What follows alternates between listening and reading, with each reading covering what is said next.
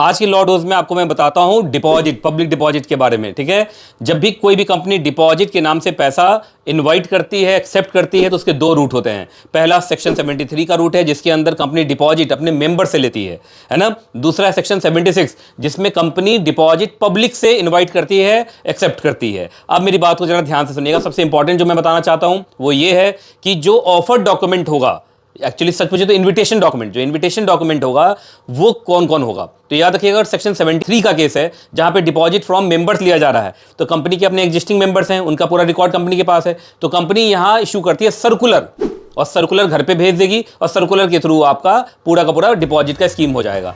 लेकिन अगर वो सेक्शन 76 का केस है, तो कंपनी को तो भाई पब्लिक को इनवाइट करना है, पब्लिक का तो पूरा डिटेल नहीं मालूम है कंपनी के पास, तो कंपनी वहां इशू करती है circular in the form of advertisement, जो न्यूज़पेपर में छपता है। ठीक है जी, तो invitation document in respect of deposit is, in case of section 73 deposit from member it is circular, and in case of section 76 deposit from public it is circular in the form of advertisement. Thank you.